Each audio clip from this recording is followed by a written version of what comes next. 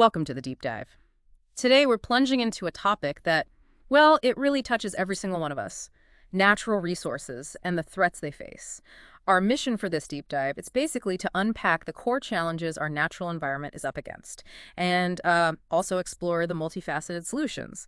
We're drawing insights from a stack of sources that offer really diverse perspectives, everything from, individual habits right up to global policies. Yeah, and what's really insightful, I think, is how these sources give such a grounded perspective. We're not just looking at abstract ideas here. We're diving into personal reflections, community observations, and these broader global analyses, too. Hmm. It gives us a really holistic view of sustainability.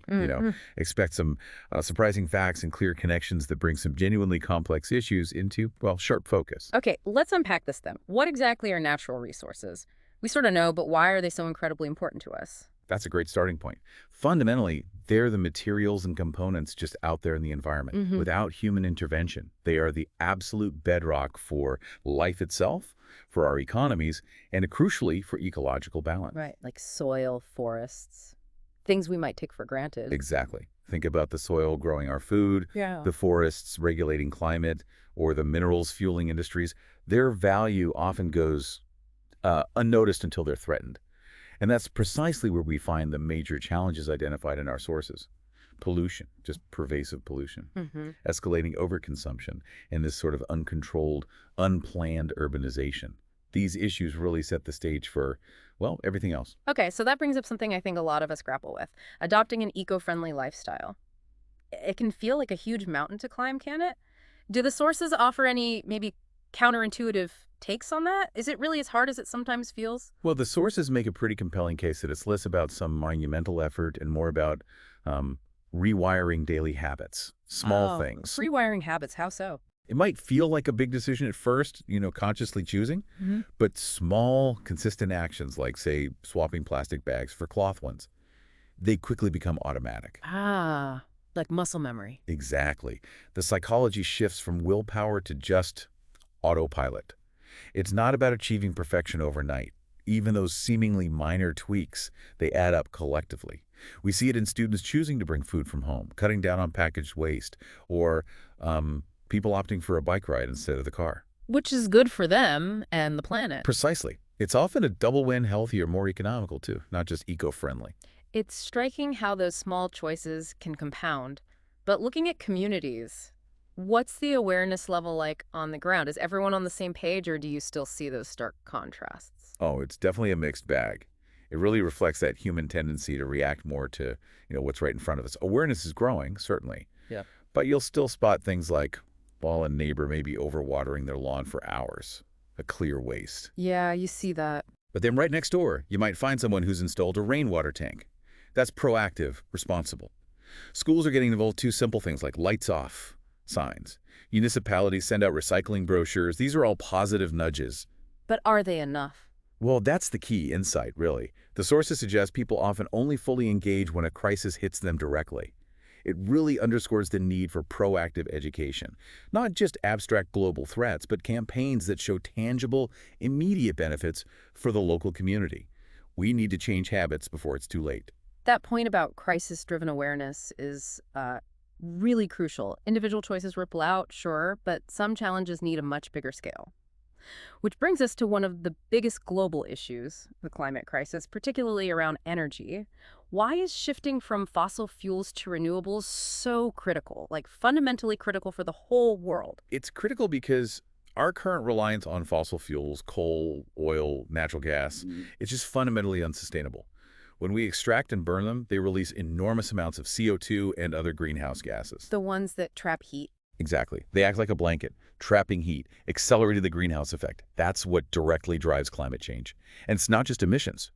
The whole process, extraction, transport, use, leads to widespread pollution. Air, water, soil. It impacts ecosystems, human health, everything. So the obvious follow-up, what's the alternative? How do renewables actually differ in their impact? The alternative is a complete shift, a paradigm shift, really, to renewable energy. Solar, wind, hydroelectric, geothermal. The key difference is right there in the name. They are continuously renewed by nature. They're inexhaustible, unlike finite fossil fuels. And cleaner. Much cleaner. Crucially, they don't produce carbon emissions during operation.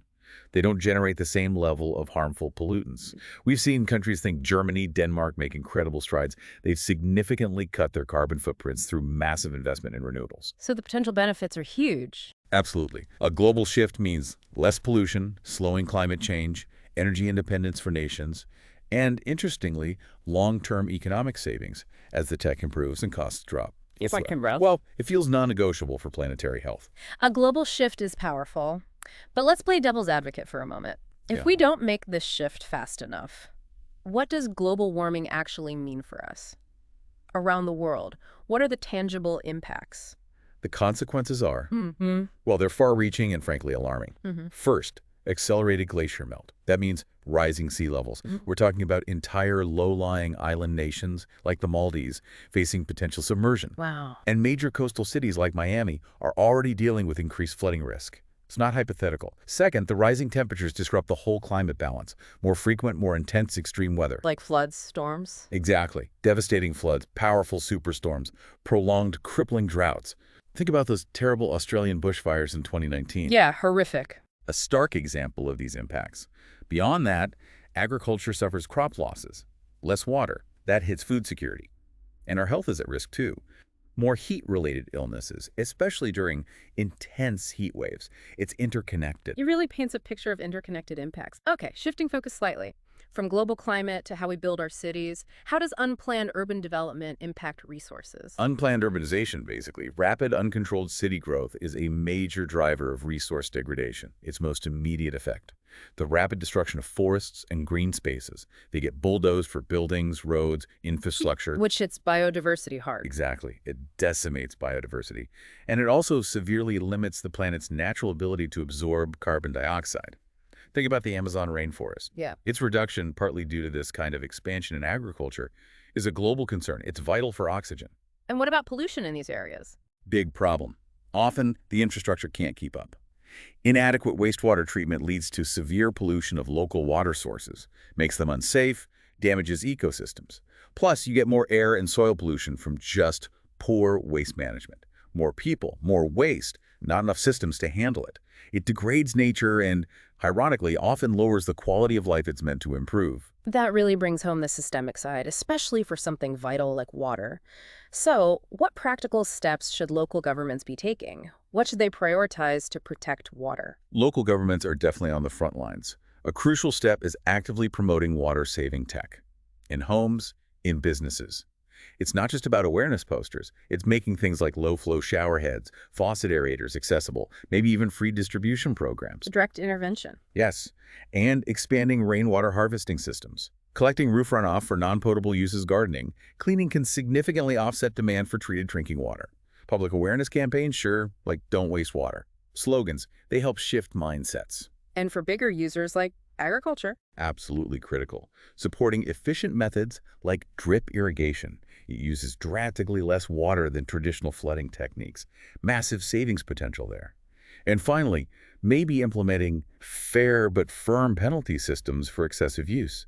Warnings first, then maybe fines for consistently overwatering lawns. It encourages mindfulness. It sounds like it needs a multi-pronged approach, definitely. Which leads to a really central question, tackling these huge global issues. Who bears more responsibility? Is it individuals or is it governments? I want you, the listener, to think about where you stand on this too. It's a really important question, and the sources suggest a nuanced answer. It's not really an either, it's about synergy. Governments clearly hold the big levers, right? They enact laws, regulate industries, steer investments into renewables. Like Australia investing more in solar and wind. Exactly. That's a prime example of government influence. Without those kinds of policies, large-scale change is, well, almost impossible.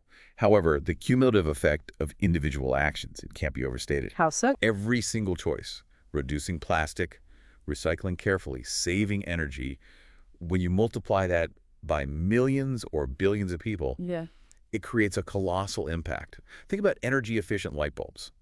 If everyone switched, the collective energy saving would be astronomical. So it's both. It has to be both. The conclusion is pretty clear. For sustained, effective change, Governments and individuals must act together. Each needs to amplify the other's efforts. That makes a lot of sense. A collective effort where the sum is greater than the parts.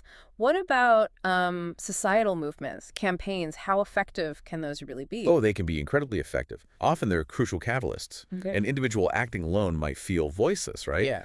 But when people unite, they amplify their message dramatically. Like the climate strikes. Exactly. Hey, Yeah. Greta Thunberg's climate strikes, they mobilized millions globally. That created undeniable pressure on governments to actually address climate policy seriously. And these movements don't just pressure governments, they also force large companies to adopt greener practices because of public demand and scrutiny. And they raise awareness generally. Definitely. They significantly boost public environmental awareness. That leads directly to more people recycling, saving energy in their daily lives. But while they're vital for raising awareness and pressuring decision makers, they aren't enough on their own. Those daily, sustained individual habits we talked about, still absolutely essential to build on that momentum. Okay, so movements catalyze, individuals sustain, let's broaden the scope one last time, to international efforts. Climate change doesn't respect borders. Why is global cooperation just so essential here? It's unavoidable, really. Greenhouse gases emitted in, say, China or the U.S., they circulate globally. They affect weather patterns in Africa, sea levels in the Pacific. This reality mandates cooperation.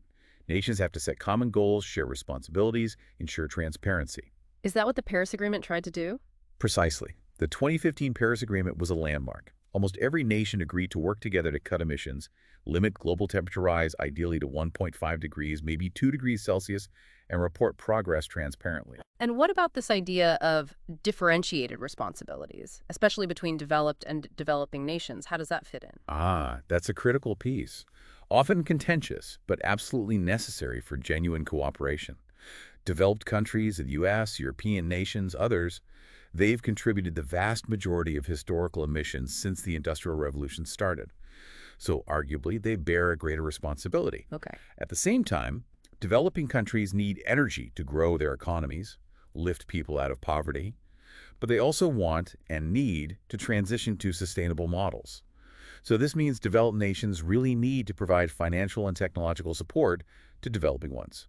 This is actually acknowledged in the UN Climate Agreement. So it's about fairness, but also practicality. Exactly. It's not just charity. It's a strategic investment in a global solution. Without this equitable sharing of the burden, achieving a comprehensive fix is much harder. Every nation has a right to develop, but the global environment has to be protected. It's about balancing progress and stewardship globally. Wow. This deep dive has really shown how interconnected everything is. Natural resources, the threats, and this shared, multi-layered responsibility, individuals, local governments, states, the whole international community. It's crystal clear that no single entity can solve this alone. It truly requires a symphony of efforts, doesn't it? Absolutely. And maybe if we connect all this back to the bigger picture, knowing that both our daily habits and these big global policies are crucial, here's a final thought for you listening. What's one specific action you could take or perhaps advocate for right there in your own community or your own sphere of influence?